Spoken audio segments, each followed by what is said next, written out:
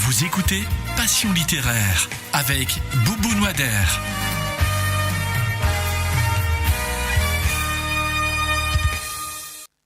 Un jour, un livre. Un jour, un livre.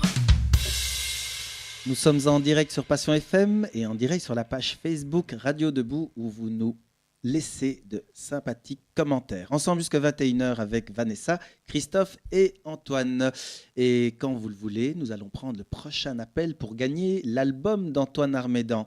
Dès maintenant, formez le 019 51 10 42. Et Frédéric n'a pas le droit de jouer à nouveau. Nous sommes donc ensemble jusqu'à 21h et voici votre chronique du champêtre, cher Christophe Kaufmann. Vous nous emmenez dans une période noire, vous l'avez déjà dit tout à l'heure, et triste. Une période de boue, une période de poussière, une période pendant laquelle l'automne a remplacé le printemps et l'été. Il pleut des bombes, il souffle des balles meurtrières. Nous sommes observateurs de la guerre de 14. En fait, la vie d'un village de Soumagne est racontée par son garde champêtre, Charles, durant toute cette période grise. Charles, donc, est le garde champêtre de sa commune. Et ce n'est pas parce que c'est la guerre que son travail ne doit plus se faire. Et il le fait de la manière la plus sérieuse. Il a même retranscrit dans un journal tous les faits survenus dans son village. Tout cela nous est magnifiquement écrit et donne naissance au livre « Les chroniques du champêtre » aux éditions Academia. La guerre est longue et Charles a tout le temps de nous décrire les peurs, les larmes, les folies meurtrières, les folies tout court, ainsi que les drames familiaux. Il évoque la question de la migration, de l'époque où ses administrés voyaient d'un mauvais œil arriver tous ces exilés venus tout droit du nord de la France. Aujourd'hui, c'est encore et toujours une triste réalité. Honoré, personnage africain du village, représente à lui tout seul l'espoir de l'abolition des différences. Il nous rappelle cependant que le regard de l'homme blanc n'est pas toujours des plus tolérants. La magie, la sorcellerie et les superstitions sont des prétextes à des faits innommables, inconnus, désespérés. La guerre a ses injustices, ses retours de blessés inconnus ou inaperçus, ses traîtres, ses exécutions, sa résistance silencieuse et des anecdotes incroyables. Charles est sur tous les fronts. À travers son personnage champêtre, Christophe Kaufmann met en avant la langue française par la richesse de ses mots, de son style parfait et de ses situations tantôt drôles, tantôt dramatiques. Charles a bien du pain sur la planche avec tous ces villageois qui gravitent autour de lui et qui font vivre le village à leur manière. Dans ce brouillard maléfique qu'est la guerre, une jeune fille réussit à rassembler les jeunes autour d'elle et à les rendre joyeux. Un noir va dire oui et être heureux dans un village de blancs. Découvrez sans plus attendre le quotidien d'un village belge durant cette guerre maudite avec les chroniques du champêtre de Christophe Kaufmann, notre invité, aux éditions Academia. Avant de passer aux coulisses du livre, Christophe Kaufmann, vous m'avez fait part d'un habillage sonore, on va dire la bande son, la bande originale du livre. Vous m'en aviez proposé plusieurs. Oui, parce que c'était une question trop difficile. Eh bien, j'ai choisi pour vous C'est très bien. Oblivion de Astor Piazzolla. C'est magnifique. On écoute.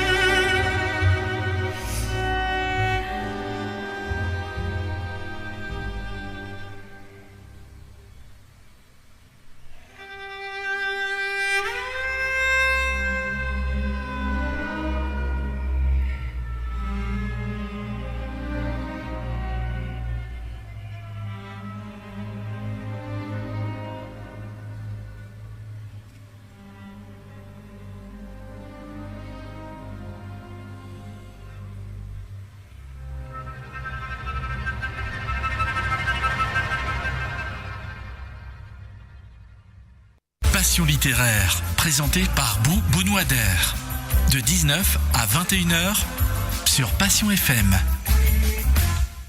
Les coulisses du livre. Les coulisses du livre. Super morceau Oblivion, et je vous assure qu'on se retrouve vraiment dans l'ambiance du livre. Alors, cher Christophe, la peur est une autre arme, tout aussi meurtrière que celle utilisée par les soldats. Elle est aussi silencieuse et inattendue dans votre livre. Oui, elle fait partie de la vie quotidienne des gens à ce moment-là. Elle précède la guerre, elle l'accompagne et sans doute elle la poursuit par la suite. C'est quelque chose que connaissent aujourd'hui les réfugiés qu'on voit arriver chez nous, les personnes qui sont dans la précarité. C'est quelque chose qui est effectivement assez... ça traverse le bouquin. Oui. Et elle fait même tuer avant même que les soldats agissent. Oui, absolument. Il y a effectivement une histoire où la peur crée un drame. Mais la peur crée des drames. La peur est à la source d'énormément de drames. Une peur de l'inconnu. Peur de l'inconnu, la peur de l'autre, la peur de l'étranger, la peur de ne pas avoir assez, la peur de rater son train, on court, on tombe, on se fait mal. Vous faites allusion aux migrants et on ne peut s'empêcher de penser à la place Maximilien à Bruxelles, aux migrants qui traversent la mer au péril de leur vie, oui. Et ceux qui sont arrêtés et dont on ne connaît même pas le sort. C'est un devoir de mémoire de nous rappeler que nous avons aussi été des exilés. Oui, c'est un devoir de mémoire, c'est surtout, je pense, un devoir d'action. Je pense qu'il est temps aujourd'hui de réagir fermement, que ça soit avec des mots, avec des chansons peut-être, mais avec de l'action, avec de l'entraide, de l'aide apportée à ceux qui fuient des pays qui sont en guerre et qui sont finalement qui sont ce que nous étions, enfin ce que nos arrière-grands-parents étaient quand la guerre était chez nous. Ouais, et je peux vous dire de connaître pas mal de gens autour de la place Maximilien. Tous les jours, il se passe d'énormes élans d'humanité et ces gens-là ne sont pas seuls. Et ce n'est pas d'action politique que nous avons besoin, mais vraiment d'élan humain, d'action humaine. Et des gens passent beaucoup de leur temps à la place Maximilien pour encadrer ces migrants. On peut vraiment les féliciter. Un thème extrêmement fort aussi dans le livre et qui tient en haleine le lecteur, c'est l'épisode des Gitans. il y a une dénonciation sur les armes chimiques, Oui. et pas seulement le fameux gaz utilisé lors de la Première Guerre, mais il y a aussi plus proche de nous les armes chimiques touchant les civils et les enfants en particulier. Oui, c'est à ce moment-là qu'on invente entre autres ce qu'on a appelé le gaz moutarde, oui. etc. Un C'est fameux une- gaz vert. Ouais, c'est une invention qui éclot à cette époque-là. Première arme de guerre qui tue massivement, mais sans choisir qui elle tue. C'est Ouais. vraiment pour la première fois dans l'histoire des nombreuses guerres que l'humanité a connues, on envoie une arme et on ne sait pas sur qui elle tombe. Et ça dépend du vent, ça dépend du temps, ça dépend Exactement. de l'atmosphère. Et vous mettez en scène ces deux chimistes, ces scientifiques. Oui, qui sont des personnages réels, hein, les deux chimistes qui ont inventé un gaz qui s'appelait, dont l'acronyme était LOST, si je me souviens bien, Lost. Lost, oui, tout à fait. Ça C'est faisait drôle parce que penser, voilà, c'est perdu en même temps. Voilà, exactement. Et j'avais envie. On lance dans la nature, Oui, et on on ne lance sait pas et où ça va quelque chose aller, se c'est perd. perdu, tout à fait. Et c'est une histoire, j'avais envie de faire quelque chose qui soit aussi proche de l'enquête policière, du thriller. Oui. Je me suis dit, j'ai un garde champêtre, c'est un policier finalement, il pourrait devenir enquêteur. Il ne l'était pas vraiment jusque-là, il l'était un petit peu, mais là il le devient vraiment et il a affaire à un mystère un peu terrifiant dont il ne sait pas ce que c'est. Et on découvrira évidemment au cours de Oui, l'histoire. tout à fait. On ne va pas trop en dire. Mais en tout cas, cette nouvelle-là, en plus, je pense que c'est une des plus longues. C'est une des Et plus longues, elle tient vraiment en haleine. Il y a un véritable suspense. On est dans du polar, en fait. On est vraiment. C'est ce que j'ai essayé voilà, de faire, en on tout est- cas. on Oui, est dans donc du tant mieux polar. si ça. Et voilà, c'est très très bien. Autre thème qui me tient à cœur également, c'est le racisme. Qui est Honoré? Alors, Honoré Paul, c'est un black qui accompagne comme serviteur, comme valet, comme un blanc, qui est allé en Afrique, qui a fait une série de choses, et puis qui revient au pays. Et il se fait que son patron, son maître, son patron, décède au moment où il arrive à Douvres, il quitte le bateau, et le type meurt. Et donc voilà Honoré qui se retrouve tout seul comme noir dans un pays de blancs. Alors c'est le moment j'ai été inspiré pour écrire cette histoire par les tirailleurs sénégalais et par la publicité pour Banania, voilà, je cherchais le mot, merci. Parce que c'est un moment où le noir est considéré encore comme un demi-sauvage, utile pour aller se faire tuer dans les tranchées, mais pas utile à grand-chose d'autre. Et je me suis dit, qu'est-ce qu'on fait en 1914, enfin non, en 1916, quelque chose comme ça, qu'est-ce qu'on fait avec un black dans un village comme celui de Soumagne, qui est quand même un petit village un peu reculé, et qui plus est, qui tombe amoureux d'une jeune fille blanche de ce village. Comment les choses vont-elles se passer ? Ça va pas être possible, évidemment. Ça va être un refus absolu de la part de beaucoup de personnes dans le village, et pourtant, il va y arriver. Il va y arriver, oui, et c'est une belle leçon de tolérance. Eh bien, moi je pense que notre cher ami Antoine Armédan va nous chanter quelque chose en l'honneur de la paix, des migrants, tout simplement en l'honneur de la vie. Bah oui, alors je peux vous chanter une chanson qui en fait est une histoire vraie. Jusqu'à l'année passée, je donnais cours à l'Académie des Verts le lundi soir et chaque soir je me retrouvais à la gare du Nord en attendant mon train vers 22h30, 23h. Et un jour, il y a un migrant qui est venu me trouver et voilà ce que ça a donné. Et oui. Avant les premières notes, je rappelle que l'album d'Antoine Armédan, Sous la Lune, est à gagner. Nous vous attendons au 019 51 10 42.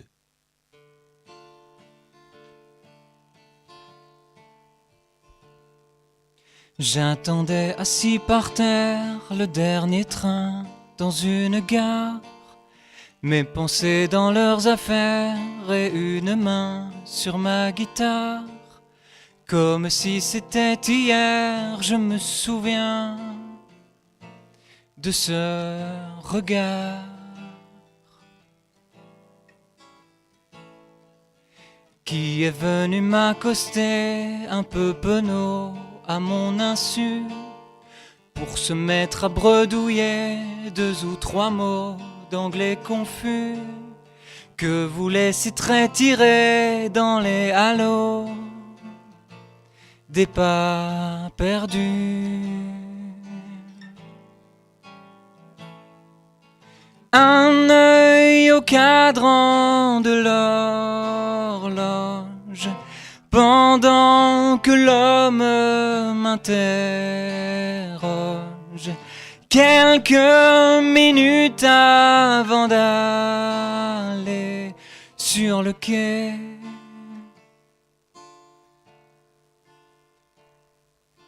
Voyant mon air hésitant à ces paroles, il a sorti de sa poche un document au protocole bien établi, aperçu rapidement dans le survol, et j'ai compris.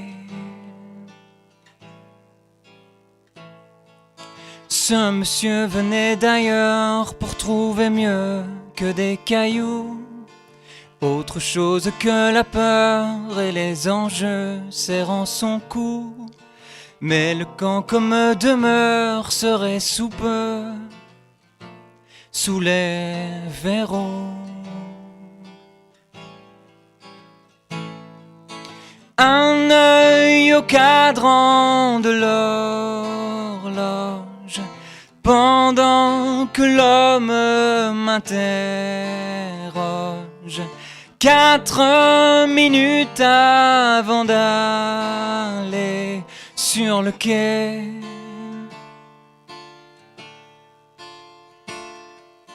Qu'aurais-je alors bien pu lui dire?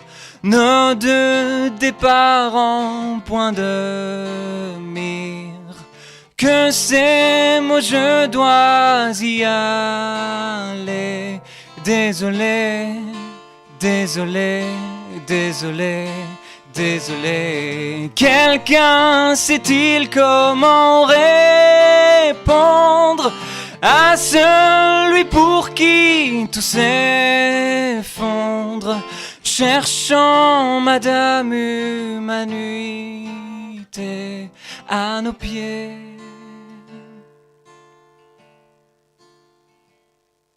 Ces remerciements sincères ont fait le lien de nos écarts. Qu'est devenu ce pauvre air, cet être humain dans le brouillard? Comme si c'était hier, je me souviens de ce regard.